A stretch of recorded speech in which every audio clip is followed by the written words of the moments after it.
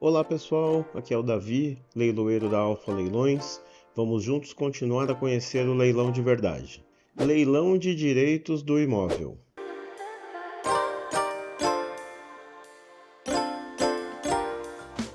Todo mundo que conhece um pouco de leilões ou quem está iniciando já deve ter se deparado com um leilão de direitos do imóvel, ou pelo menos com algum conteúdo veiculado sobre esse tema. Hoje nós vamos conhecer de verdade o que significa o leilão de direitos e você vai saber como evitar riscos e como aproveitar oportunidades. Em um dos vídeos anteriores, a gente já teve uma aula em que nós explicamos sobre o objeto do leilão. É muito comum pensar que o que está sendo leiloado é a propriedade do bem. Então, se você arremata um bem imóvel, você se torna proprietário desse bem. Só que, por vezes, é possível que ocorra o leilão dos direitos que determinada pessoa detém sobre o bem que está sendo leiloado. Isso acontece por um detalhe jurídico. Durante a execução, quando o credor, o exequente do processo, está buscando a satisfação do crédito dele, ele precisa fazer uma pesquisa de bens em nome do devedor, para encontrar algum bem que possa ser penhorado e futuramente leiloado. Nessa busca, pode ser que o credor encontre algum bem do devedor, mas que não esteja efetivamente no nome dele. Em um caso como esse, é possível que ocorra penhora. Só que como o imóvel não está registrado no nome do devedor, não será um leilão da propriedade. Não vai ser registrado na matrícula do imóvel a penhora do imóvel. O que será penhorado no processo de execução serão os direitos que esse devedor detém sobre o imóvel. Então, lá na matrícula imobiliária, você vai encontrar a informação de penhora, só que não vai se tratar da penhora do bem matriculado, e sim dos direitos que o devedor detém sobre esse bem. E aí vem a questão: é um bom negócio arrematar leilão de direitos? É um mau negócio? Depende de quais direitos que o devedor detém sobre esse bem. Então você, que já conhece o leilão de verdade, quando for analisar o edital de leilão e se deparar com a informação leilão de direitos sobre o bem determinado, você saberá que caso venha a arrematar, você não estará juridicamente arrematando a propriedade, mas sim os direitos que o devedor detém sobre esse bem.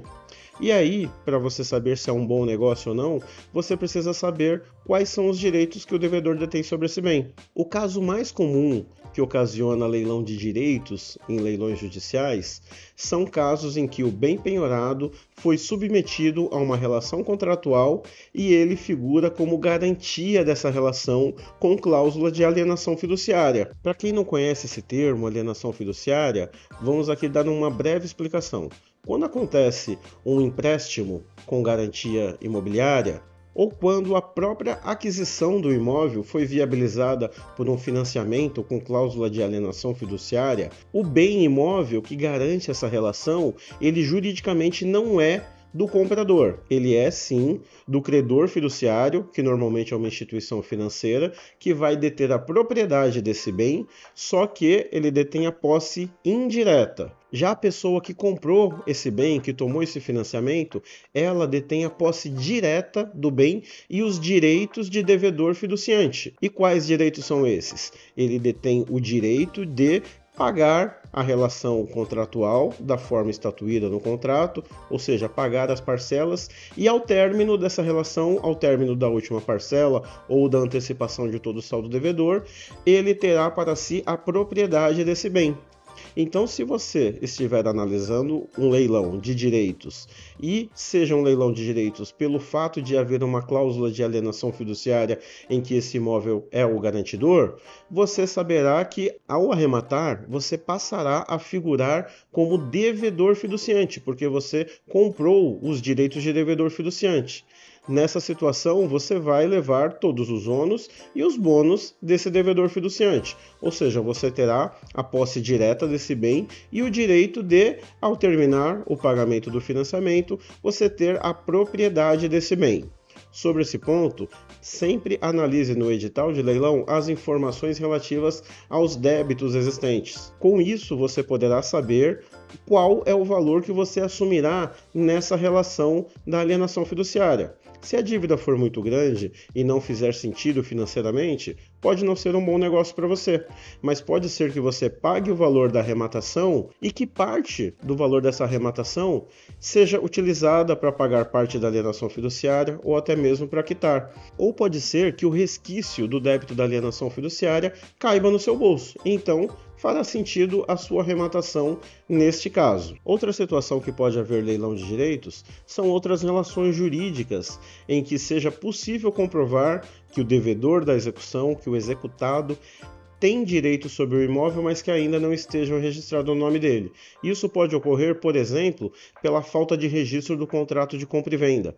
Então imagine que o devedor, o executado no processo, tenha comprado anteriormente um imóvel, mas não tenha levado a registro o instrumento público relativo a essa compra.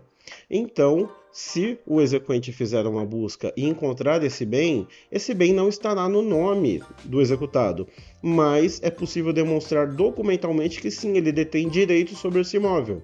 Neste caso, por exemplo, ocorrerá o leilão dos direitos que o devedor detém sobre o bem. Mas aí vem um ponto importante, você precisa analisar o contrato para saber quais são esses direitos. E pode ser, por exemplo, que essa relação de compra e venda já esteja quitada e que a única coisa que falte seja o registro do contrato de compra e venda, o contrato que dê origem à transferência dessa propriedade ao devedor. Em uma situação como essa, você poderá comprar esse imóvel em leilão, pagando unicamente ali o valor da arrematação, e apesar de estar arrematando os direitos que o devedor detém sobre esse bem, eles efetivamente se consubstanciam em direitos de propriedade. Então, no momento em que você for levar a registro a sua arrematação, você poderá levar toda a documentação necessária e já ter registrado em seu nome a arrematação da propriedade. O mesmo ocorre em situações, por exemplo, de leilão de direitos hereditários. Então imagine que uma pessoa recebeu uma herança, recebeu um bem imóvel em herança, por exemplo, mas não transferiu ainda para o seu nome. Sendo esse bem encontrado por um dos credores, pelo um exequente de um processo, ele poderá pedir a penhora dos direitos que o devedor executado detém sobre esse bem, direitos esses hereditários, e lá à frente poderá ser leiloado. Você, ao se deparar com essa informação no edital de leilão, você precisará saber exatamente quais são esses direitos hereditários.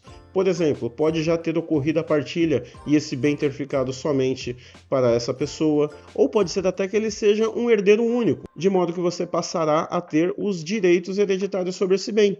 Então, no momento do registro da sua arrematação, toda a documentação pertinente poderá ser anexada à carta de arrematação e você, então, ter o efeito de arrematação da propriedade, mesmo participando de um leilão de direitos. Em qualquer dos casos de arrematação de direitos, o procedimento do pós-leilão vai ser exatamente o mesmo.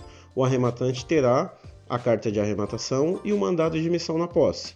Com a carta de arrematação será registrado a arrematação ocorrida. Então, se foi uma arrematação de direitos decorrentes de alienação fiduciária, por exemplo, isso será registrado e, havendo ainda uma relação de alienação fiduciária a ser adimplida pelo arrematante, ele deverá buscar o credor fiduciário, a instituição financeira credora, para parcelar o saldo devedor ou eventualmente já pagar o saldo devedor, de modo que possa já ser dada baixa na alienação fiduciária. Já no caso de arrematação de direitos, como dissemos agora, decorrentes de contrato de compra e venda não registrados ou de direitos hereditários, da mesma forma, no caso de arrematação de direitos decorrentes de contratos não averbados ou decorrentes de relação sucessória, como direitos hereditários não registrados, o arrematante pegará a carta de arrematação expedida e levará ao cartório de registro de imóveis para que seja feito o registro da sua propriedade.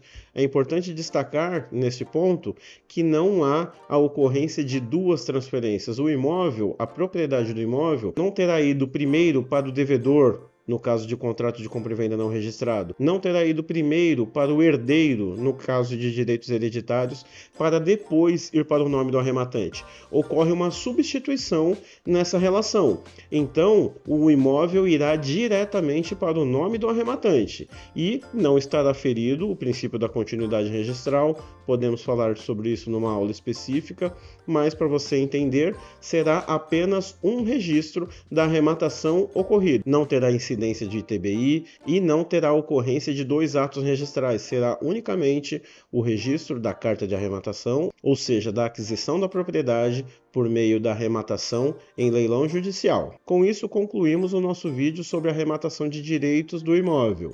Conta aqui pra gente, você entendeu esse conteúdo, gostou? Se precisar, a gente pode fazer um vídeo adicional, complementar a esse, e podemos também discutir esse tema em nossas lives. Deixa aqui seu comentário, sua sugestão, e nós leremos e faremos da melhor forma possível para que todos conheçam o leilão de verdade. Se inscreva no nosso canal, deixe o seu like, ative o sininho e continua com a gente para próximos vídeos. Até lá!